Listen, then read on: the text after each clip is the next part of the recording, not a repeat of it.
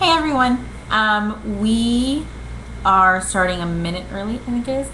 That's okay. I'm really excited. So, we have a change of venue today.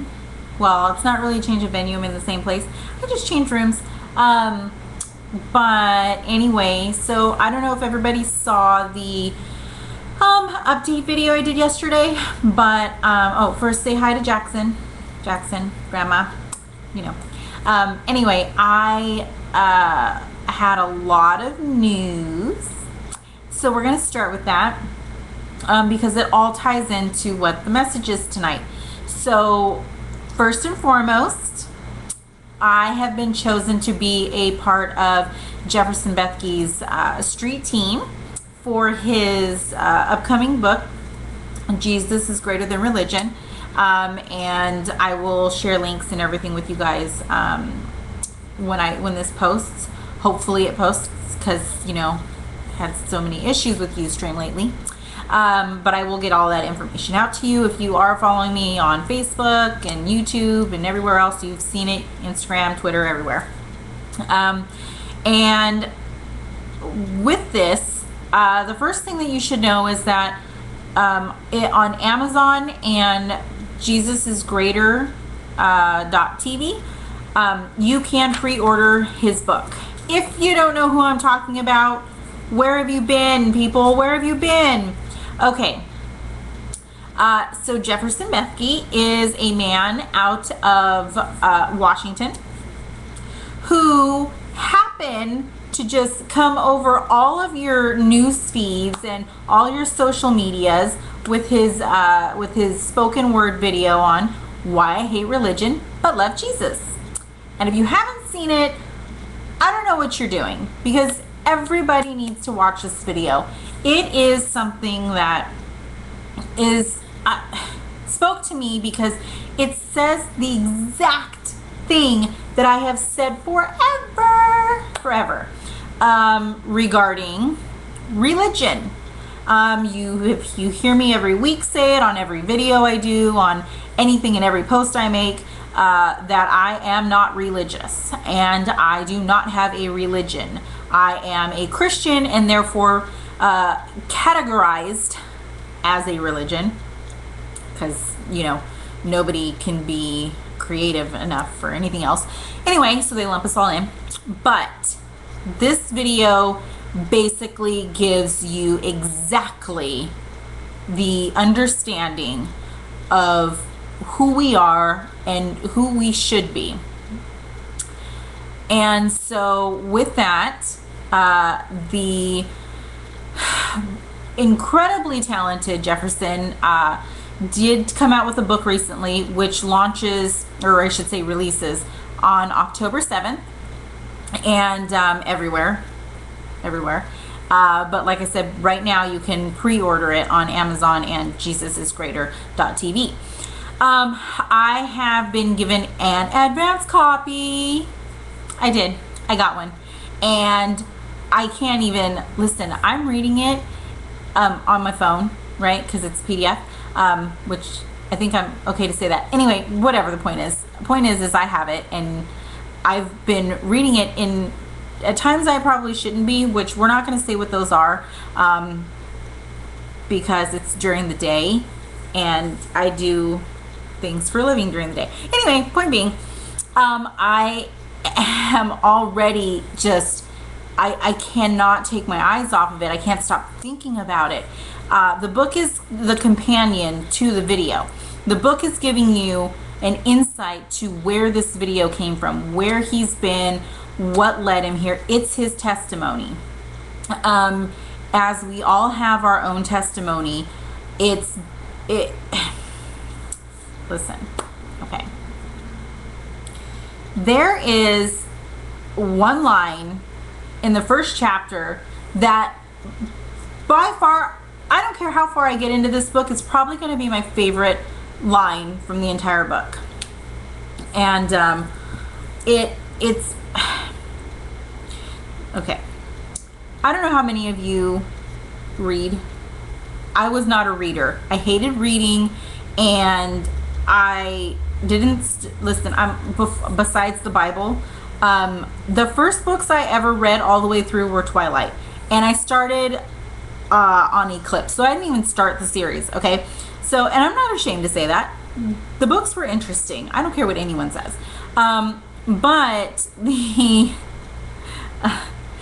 I tend to get pulled into when I'm reading something that is really good, and I really tend to involve myself in the story. Well, it was really interesting because while you're reading this, I didn't where I came from and where he's come from is similar but in different spectrums. So while I'm reading this book, I'm like, wow, yeah, yeah, no, you're right, this is exactly what I've been saying. Yeah, that happened to me too.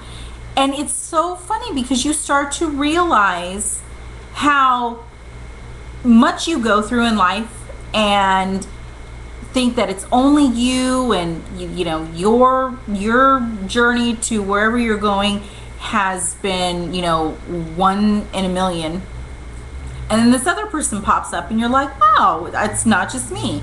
And the line that is in the book is it says, he is coming to make war on sin and rebellion. Let that sit for a minute, everyone. Okay, take that in. He is coming to make war on sin and rebellion. Okay. We're going to leave that for a minute. I want you to keep that thought the whole way through the stream because it's important. Okay. So the message tonight is about righteousness. And the first thing I'm going to read, well, I'm only going to read one thing, but anyway, you'll get it. Is Titus, is from the book of Titus 3:14 and 15. And let ours also learn to maintain good works for necessary uses, that they be not unfruitful. All that are with me salute thee. Greet them that love greet them that love us in the faith. Grace be with you all. Amen. All right. Okay. So, growing up, for those who, know me, already know this, but for those who don't, when I was a child, my grandma and Grandma Pearl read me all the children's books, from the Bible, or you know what I mean. We read the Bible together. I grew up in a house with my grandma that, it was never something forced on me, even as a child. When you raise kids, you want them to have a certain idea about life and how you want them to grow up and morals and all of that. However it may be, through a religion, through a faith, through, through whatever, I don't know. Well, I've seen a lot of kids growing up where, they were forced to go to school, or to Sunday school, forced to go to church, drug babies, as some people like to call them. They were drugged to church. It's a weird joke. I've heard so many people say it before. Anyway. And, you watch them grow up and you see them just kind of either, one, they push themselves away from it because depending on where they're going and how they're being told, the Bible, if they're even being told, anything through the Bible. Some churches are not Bible-based anymore, and it's awful. Or the other thing is that so one, they push themselves away completely, or they just kind of, I believe God's there, and Jesus came to earth, and I believe that he was that he rose again, and I believe all that, but I don't care about anything else. Morally I want to be good, and I want to do nice things for people, and be okay here and there, and do what I can. I don't want to be a mean person. Some people Don't care to be if they're mean. Right here. That was me. But this was different though. And I'll get to that. So you have, you know, one of these two. I mean, I rarely see kids, this is like the 2%, kids where they've gone through the same situation as the other groups, but they do actually go through with, you know, with their faith and continuing on. We are a rare breed nowadays. I, on the other hand, am a mixture of all of them. Well, no, a mixture of the last two, not the first one. I stopped going to church in high school, I guess. Well, probably before that. I mean, we went here and there, but I mean, even with like grandma, you know, you become a teenager and life changes for you a little bit. So, a lot, actually. So you tend to start doing what you want to do in life. And then you decide, oh, okay, well, you know, I should probably do this. My life really sucks right now, you know, for a teenager. And so what can I do? What can I do? And, you know, you're doing it for the wrong reasons. Number one, when I left Madera, I left everything. I as a child, teenager, young adult, I've never smoked anything ever. I won't even touch a cigarette. I hate being around them. Same thing for anything else you can smoke.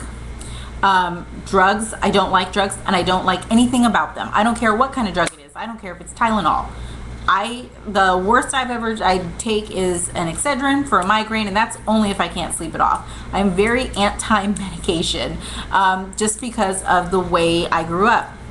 I'm not saying it's all bad for everybody. It's just something I prefer not to, you know, be around. I don't drink, and I don't have sex, and I know, okay, yeah, it's true. I don't care what anybody tells you. You know, and I do all these things, and I don't cuss. That's the other one. So going through school, you know, even though I didn't do any of these things, I was always involved in something. Example, a kid down the street that lived down the street from us was, bought his, like, well, he had an old, you know, like an old car that he restored. And so we went to school every day together because grandma didn't want to get up and drive me to school. I didn't want to take the bus, because in little towns you get to actually take school buses. When I moved back to Sacramento, I realized that there's no such thing as school buses anymore, except for like kindergarteners. I don't know. Anyway, and so he was into drugs really bad. I don't know if he still is, but then he really was. And I would be in a vehicle where they're hotboxing, okay, and I can't get out because it's raining outside. And for me to get from the car all the way to like a, you know, roof, sorry, it was like, it was gonna be too much, and I'd be soaking wet, and I hate the rain. So I just sat there, and I sat there. I will say this, the one good thing about having parents who do drugs and that you've been around is that contact high, not so much for me, especially when you learn how to breathe. That's awful, right? That's awful for a person to say, that you have learned how to breathe so that you don't get contact high. That's the kind of childhood, teenage years, that's what I had. When you grow up in a town that, you know, everybody knows everybody, that's small, that has nothing to offer, you know, this is what you end up in. And it's awful. Matter of fact, there was a drive-by in that town just last night, and a kid got shot in the head. It's an awful place. Thank you, Jesus, that he took me out of there, because I don't know what I would have done if I had had to stay there. But point being, let me backtrack. you know, being around these situations, I had to be the person who, even though I was there, I had to realize that just because I'm around these people that are doing these types of things doesn't mean that that's what I have to do. Peer pressure was never a problem for me. Never. My friends drink like sailors, because sailors drink. Anyway, my grandpa knows because it's my grandpa. Ooh. Anyway, love him, but it's true. Anyway, so he, you know, or not he, him too. But I also have an uncle who is a major alcoholic. Not all so much just because it's his fault. He does have some disabilities mentally that are difficult to get over, certain things like that. But the fact of the matter is that he does have this issue. And friends of mine that, they're young. That's what you do. You drink, you have a good time. So I was the one that was always with them, making sure that they got home, driving them home, making sure, nobody was trying to take them home, take advantage of them. It's just something that was in me to do this. Never understood why. Could not understand it. My grandma, pillar of the, I can't say pillar of the community because she didn't, she wasn't able to get out there and do things like that, but she would have been. And frankly, the woman let all of these people come into our home forever. Not people anybody would want to associate with. Absolutely not. And like I said, for myself, growing up in that type of an environment, I became very, very, okay, well, I don't want to say what the word is, but I became a something. And because I had to protect my grandma from whatever I thought was going to hurt her, whatever I felt like I needed to, cut off at the pass. And the fact of the matter is it wasn't until recently when she passed away that I actually realized that although I was trying to keep these people away from her, I wasn't seeing the other side to it. I wasn't seeing that, not just the other side, I wasn't seeing her take on it. And when I did, it was my eyes wide open. And, nobody wants to be in a situation where they feel like, they're going to be in the wrong, like they're unsafe. You just, common sense and, intuition tells you, get out, protect yourself, put up a wall. It's human nature. Well, so when I left there and came here, my world flipped upside down, and it was just, I am now trying to protect my grandma 200 miles away. And, it was something of, I don't know. You put yourself together, and kind of like her passing away, you just kind of go into a mode where, this is your focus, this is what you're doing, you just stick to it. You don't see anything else outside of it. So, when I left everything. I left her, I left that relationship I had. Granted, I love her, and me moving didn't change that. But the relationship that she linked for me was like an acquaintance. Nothing was even, it was to a point to where I was praying when she would remind me. I was reading the Bible when I don't know, either chose to or when something went wrong. That's what I was doing, which is not, I'm not saying is wrong. You should look for, that's where you should look for answers, but you should not only be looking for answers. And, you know, growing up there, this is really interesting actually. The church that I did go to when we would go was small, and like I said before, was very judgmental. And you know, you go because you're supposed to go. You read the Bible because you're supposed to read the Bible. You get baptized because you're supposed to get baptized. People doing things because they are supposed to. Well, you're also supposed to understand the Bible, the reasonings behind the teachings, and you're also supposed to want to go to church. Now, let me elaborate a little bit on that. Okay. This weekend was a very good example of what happens to a lot of us. Going to church every week, and in my church, I am lucky enough to have a couple days, a couple different services throughout the weekend on a Saturday and Sunday that I can choose to go to, because you know, life gets busy, life gets hectic. So instead, I'm going to church on my time instead of his time. Seriously, that's exactly what, you know, we do. I love my church. Do not get me wrong. I love it. And for the most part, you know, the church is so large that it has these multiple services. So, you know, so everyone can go and attend at the main campus. So it's not, you know, for nothing.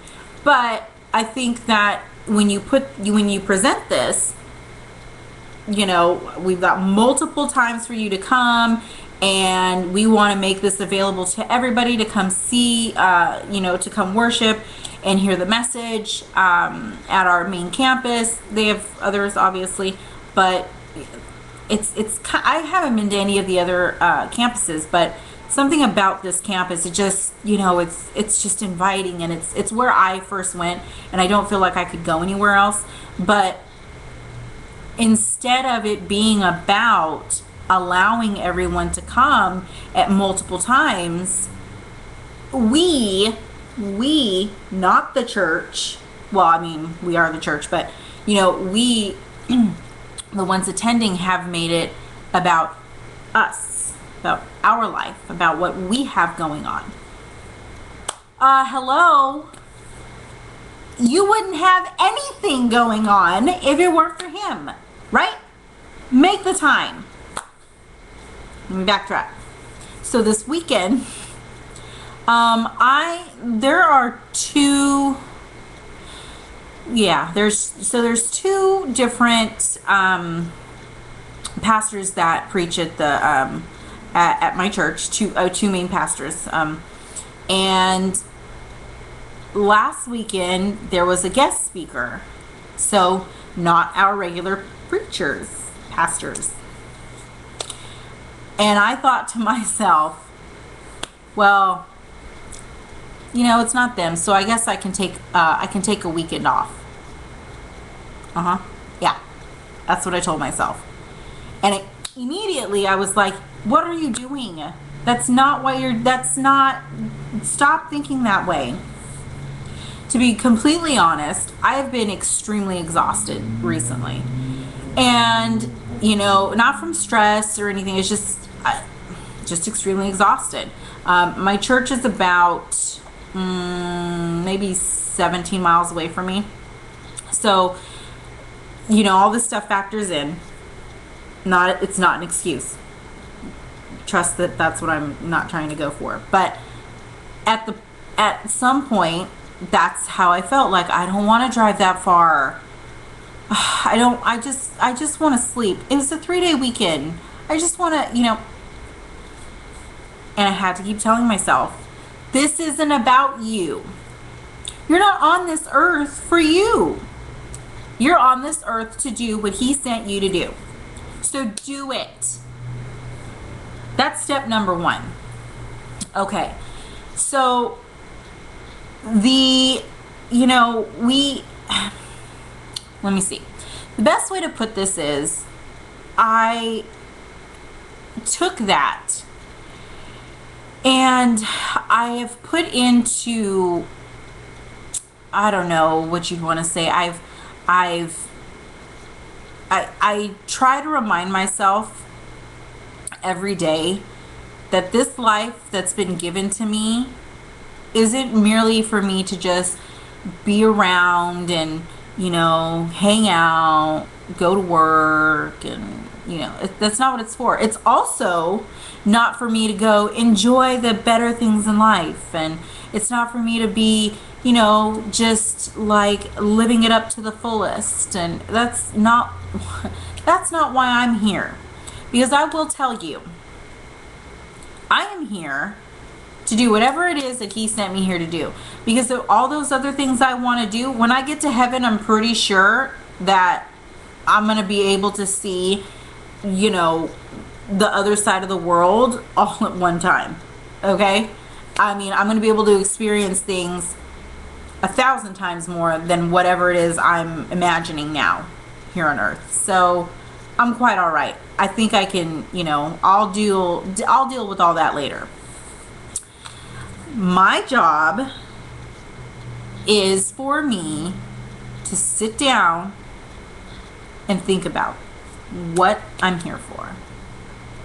And for those of us who have, strayed a little bit, for those of us who have been full on in the whole time, for those of us who have, we've been in, but you know what? I want to take a break. No, there is no break. There is no break. And when you think of that, do yourself a favor. Remind yourself when the night they came and arrested Jesus till the time that he was crucified, did he get a break? Did he? Because I don't believe that he did.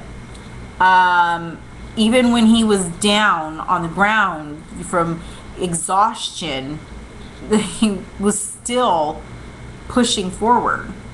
And he did that for us. He doesn't, there's a great line in Jesus is Greater that says, and I'm going to paraphrase because I can't search back through my phone, that basically says, when he was moving forward, when he was down, when he fell down, he could have just laid there, and he could have just laid there and let them. Sorry, it's when you think about it. Anyway, he could have just laid there and, so to speak, played dead. He could have just taken that moment to just quit. But he thought of you, and he thought of me, and he thought of you, and he thought of us, and he kept going. He came with a purpose.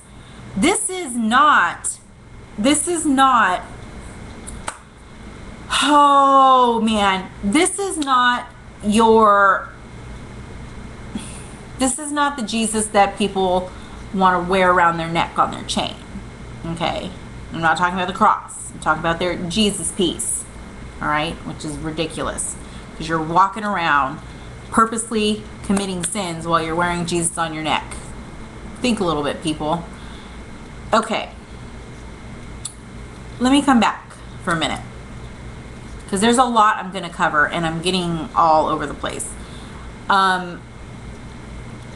Jesus was a man who came here to earth, you know what I mean, with purpose. And a lot of people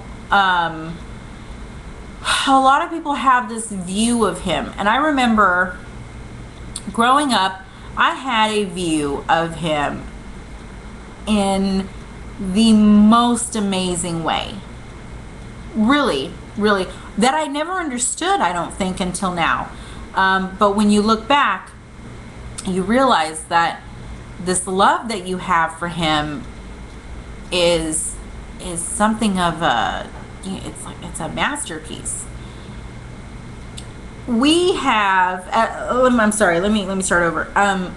In Jesus is Greater Than Religion, Jefferson dives into, in the first chapter, I'm only talking about the first chapter, I've read beyond, but I only want to give a little bit of this away because it's very much important for, I think, everyone to go out and get the book. It's already amazing to me. But we have taken, and by we I mean as a whole, as the Christian church and so on and so forth, not just Christians but others, have taken Jesus and we've made him this, like, what's the best way to say this? We have made him look like we are just here to praise all the good deeds that he did, to be so grateful for the happiness that he brings us. And, you know, which is true. It's true. But Jesus didn't do all of that while wearing this big happy smile and, you know, and all cheery, and, you know, that's not what his life was like.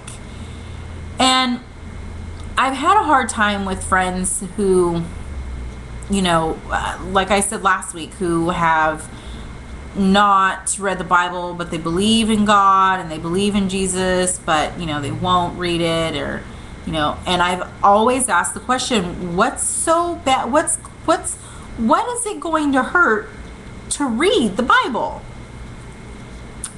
And in Jesus is Greater Than Religion, there is a section at the end of chapter 1, which I haven't gone all the way through, but there might be at the end of every chapter, I'm not sure yet. But it's basically a question and answer. And one of the questions is, hold on. One of the questions is, bear with me for a second. Oh goodness sakes. Okay. One of the questions is number 4. Why is the fear of silence the greatest fear for many in our culture, especially young adults? And, you know, you think of that, and then I think about the question that I ask. When you sit down to read, if you're anything like me, I am completely dyslexic, and I have an issue with ADD.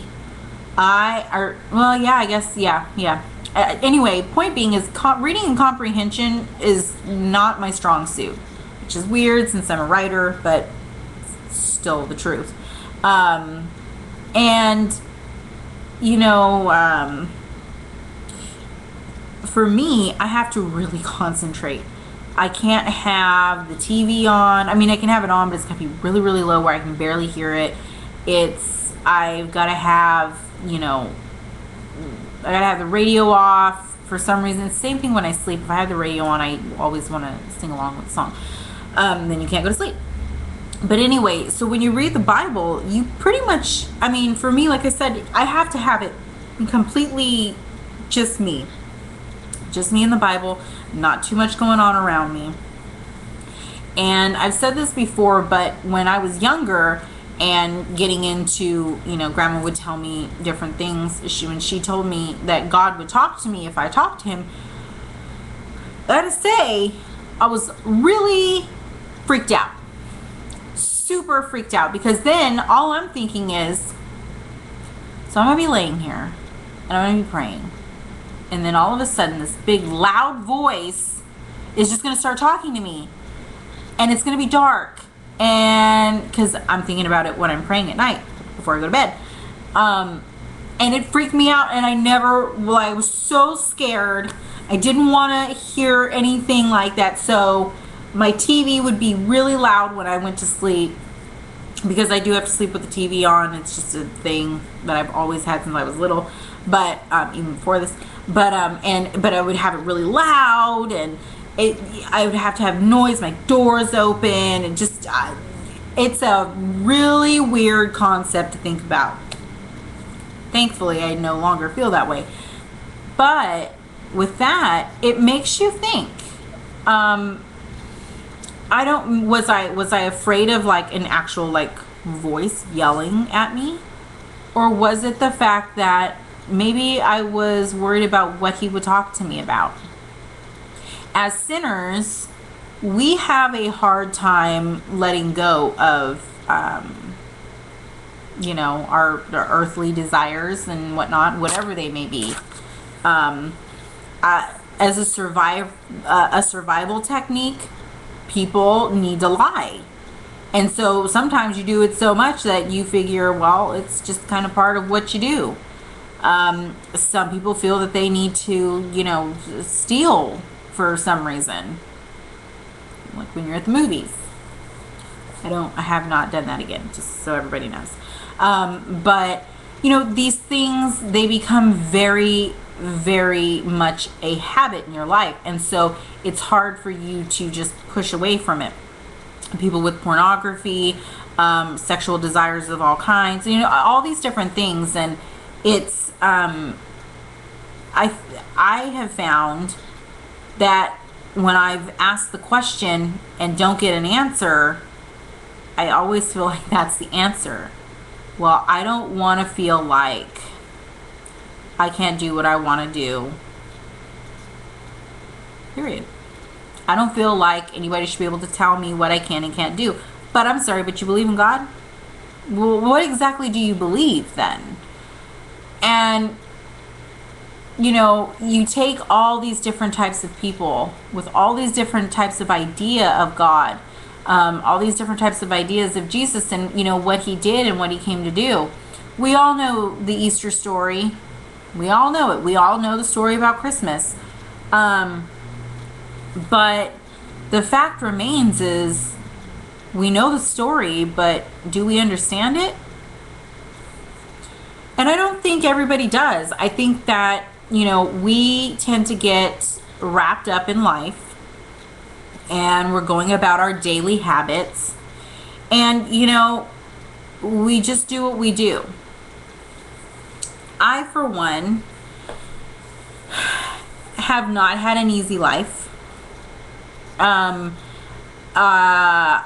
have been through so many different things that, you feel like, gosh, this is just, what am I doing? What have I done to deserve all of these things? What did I do? I feel like I haven't done anything wrong. I try to I try to follow the rules and I do what I can. I'm as good as I can be.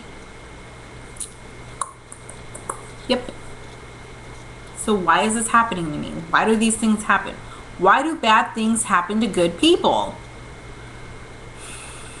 So interesting. So interesting. And we forget, or we don't think about, or we're just so wrapped up in our emotions and our own life that we ask the question but never seek out the actual answer. And then if we do, we don't like the answer, so we just kind of brush it away. Well, I am here to give my stance on it. And the fact of the matter is that in all of the bad things that have happened to me in life, awful things, he graced me with the presence of a woman who would show me, whether it was that moment or later on in life, the purpose to all of it. And, I could sit here and I could go on and woe is me about, what I've been through and how it shouldn't have happened in this. Listen, nothing happens without his knowledge. Okay? And I think that we tend to forget that, one, there's another entity working here, okay? There are three things going on here. You've got God and everything that he can do for you. You've got Satan over here who's trying to meddle in your life, right? Okay? And then you've got you, the person with free will, to decide on how their life is going to be. Now, I'm not saying that you are the one who, you didn't cause yourself to be raped. You didn't cause yourself to be, a victim of child molestation. You didn't cause yourself. That's not what I'm saying. What I'm saying is that as the person who these things happen to, it's up to you to decide what you do with it. Many people have taken their own life because they're not able to deal with life, what they've been through, what they've done. As we've seen, Ariel Castro took his life last night, I think it was. And I know it's not a popular opinion of anybody, but I really feel for that guy. I do. My heart of hearts feels pretty sad for him. What he had going on in his mind to make him do the things that he did to get him to prison, and then end it there. It's a sad, sad thing. But we are the ones that make that decision. I could have done many, many different things stemming from the things that I've gone through. But I didn't. Because I knew that what I've gone through, what I've been through, was for a reason. And I know everybody says it, it's such a cliche, but it's the truth. Some cliches are the truth.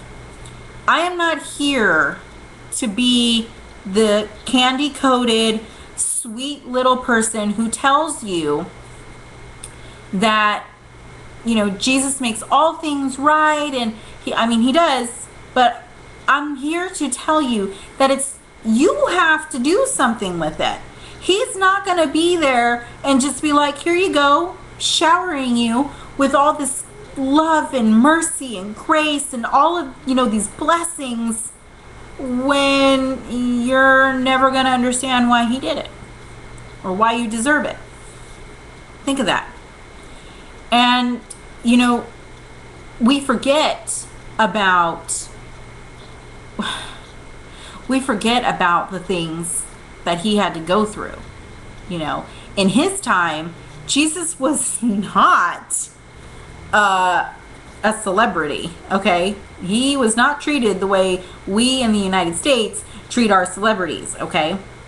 As an example, let's take Kim Kardashian and all the Kardashians, okay? The way they live their little life,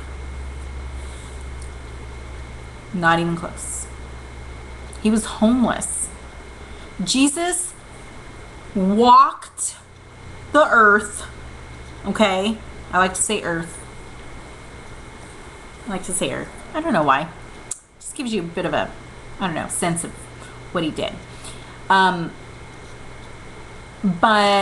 he went to the depths of the earth where people were shunning him, where people felt like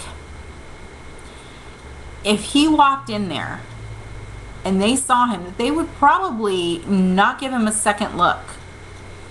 Except for the fact that they had already heard about who he was and why he was coming. So, they looked at him like a criminal. He came in and he said these things. He called himself God. He comes in and he makes himself a presence to be felt, so that you would know that he actually has the power to judge you. Blasphemous. Blasphemous. Who says that? Jesus was not the average, rules. That's not the right word. He was not the man who people look to for guidance. The regular people, the randoms, The Pharisees, they're the ones that people look to, not Jesus, not this man who just kind of scurried in talking of all this nonsense. No. Jesus went to the places the Pharisees would never go. Okay? He went in and he did these things that just made you feel like, wow, who else could do these things? Nobody else would go in and touch a leper. Are you serious? He did. Jesus came to let us know that while he's doing all these good deeds, while he's giving all of his grace and mercy to the deaf, to the blind, to the lame, he came with a purpose. Not just to save us from our sin. No. Not just to save us from our sin. No. He came to tell everybody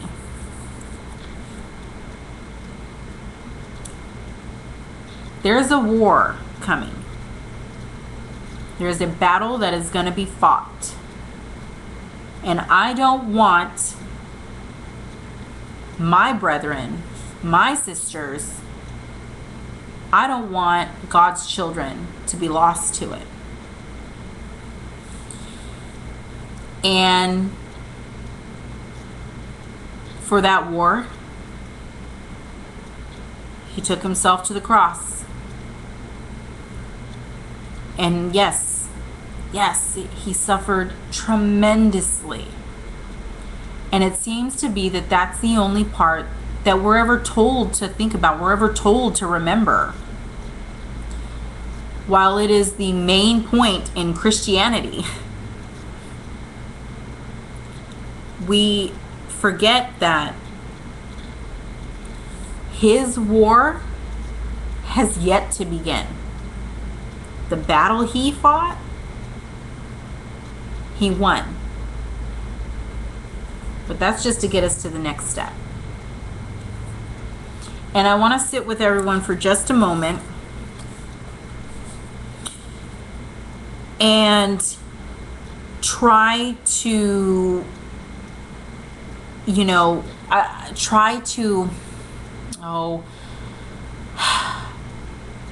it's hard to make people understand the way the world is,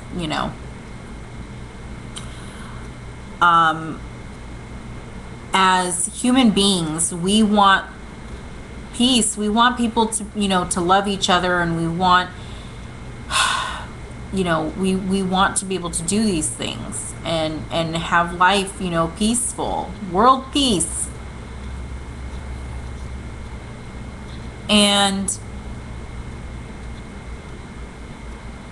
we tend to forget the fact that we are part of that. You can't just walk around and talk about these things and not do anything about it. What does that mean? That means in your daily life, in your everyday daily life, the more you get up in the morning and you do worship, what are you worshiping? Have you ever asked yourself that? What am I worshiping? Am I worshiping an idea of a guy in the sky with a sun who died for our sins and suffered for us? Am I worshiping an idea of moral, happiness in the world today? Or am I worshiping the fact that not only do I know that you exist, but the fact that I've felt you exist in my life? Am I worshiping you because I'm thankful? Am I worshiping you because I'm obedient?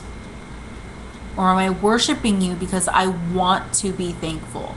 Not just that I am, but with every part of me, I want to be. We tend to, I don't know how, what everyone prays for necessarily. Let me give you an idea of mine. I used to, before Grandma passed away, I had a prayer that was constant. It was the same every night, habit. I scripted practically. And she was always part of that prayer. And it was basically for him to take care of her and not to take any part of her away from me. That's what it was. Obviously, meaning the physical. And when that changed, life was difficult, obviously. Life is difficult. But I didn't know what to do anymore. Well, what do I pray for now? I don't understand.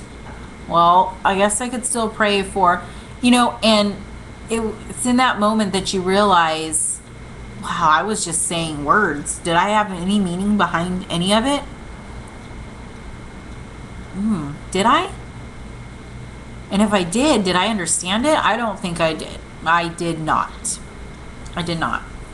And, the same can go for our good deeds. We tend to do things, our moral obligations, because we want to be good people and because we want, we want his praise, we want to do what we do. And a lot of people tend to do it for their own praise. And, they say it's based upon their belief and their faith, when it's not the case, fortunately. And not that it's your fault. I think that we tend not to look at ourselves that way. We tend not to we tend not to face our own demons, which is probably a good way to say it. Being the person that I've never done this and I've never done that and I don't do this, for a while it was really hard for me to find some correlation to that. And the simple fact is that is my issue. My huge issue, one thing that I have still tried so hard to get past, is vanity. I don't have any pride. Those things literally have just flown away from me. I feel none of any of that anymore. But vanity, huge problem with it. I don't know why. I honestly don't. I try so hard for it not to be an issue, but it really is. I'm working on it. I am, it becomes something of a manner, like, as an example, I have a wedding to go to on Saturday and I don't want my short hair, so I'm going to go have extensions sewn into my hair to give me a migraine for the first day and a half of it, simply because I don't want to look funny in short hair. That's awful. That's awful. It just is. You know how much I could save if I would just figure out that I don't need to have that issue anymore? But that should not be the reason that I don't have the issue. And that is my point. We have all these reasons for the things that we do, and we don't stop ourselves to tell ourselves, shut up. Like, you are not getting it. Stop thinking of this person and start thinking of him. I'm going to be the example right here, right now. He's given me a path that I'm pretty sure I've got a good idea of where I'm trying to go with it, where he wants me to go with it, I'm sorry. And last night, all I could think was, don't let this be about me. Don't let me make this about me. It's hard to make things about someone else that you can't physically see, and understand that it's not about you. when you are doing all the work. Pat on the back, you've done so well. Look at how far you've come. Look at what you've done. I don't want anyone to tell me that grandma's proud of me anymore. I get that a lot. I'm not saying I'm ungrateful for it, or I'm not grateful for it. I understand what people mean, and I'm happy that I can be the person that she wants me to be. But I need to realize that I'm not doing it for her, and I'm not doing it for me. And for me, that's been my problem. That's been my problem. Separating her soul from this, earthly idea of who she was. Because for me, she has been that anchor for me. She's always been the one that's kept me so close to him. And when I've moved away, I tethered away from it. And I thought that when she passed away, that it was going to rip me apart, from my faith and from God. And if anything, it made it stronger. And I'm not saying that I'm happy that it happened, obviously, because if I could have her with me every second of the day, sitting next to me, holding her so she couldn't go anywhere, I'd do it in a million years over. But I know that everything that she did, was for him. And I know everything that she did for me was for him. Grandma had a problem with pride. She really did. She got over it, which is a miracle in itself. But she did. And for us, to be just for us to, sorry about the loudness. I tried to shut the door. But we, for me to go on, carry about what she did for me,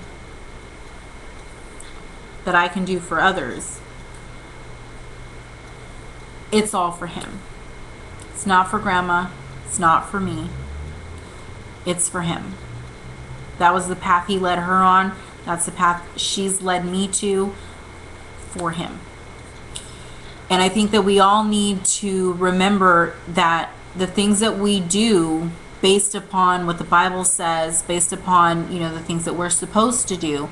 Yes, we're supposed to do these things, but if you do it without your heart in it, if you do it without him in mind, then it doesn't matter at all. It really doesn't. It might matter to the person that you're helping out or whatever. But is it going to matter in the way that he wanted it to? Because that's your decision. So I just wanted to, I want to leave with that. I want to leave with everybody thinking about what you're doing in your life that represents him, and if you understand it.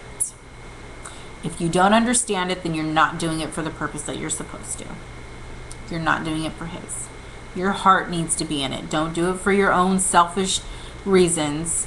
It's for him. He created us to do everything in his, in his likeness, to do everything in the way that God wanted us to. All right. That's it for this week. Next week we'll be back same time, Wednesdays at 7. Tuesday, hopefully this will work. And Jose will be on at 5 p.m. Pacific, 8 p.m. Eastern. And I can't wait to hear his message on unconditional love. I'm going to end with a prayer really quick and then give you some more information. Let's begin. Bow your heads. Lord, I pray that you allow us to see that all of the things that you want us to do, that we understand that they are for you, that we go into it unselfishly with our whole hearts, and that we please you immensely.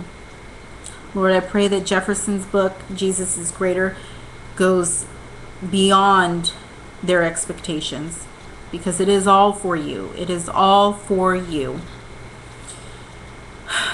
Lord, I pray that you touch everyone tonight for whatever their needs are. Let them know that you love them. Fill them with your love. In Jesus' name, amen. All right, everyone. I will see you next week. And that's about it. All right. Bye, guys.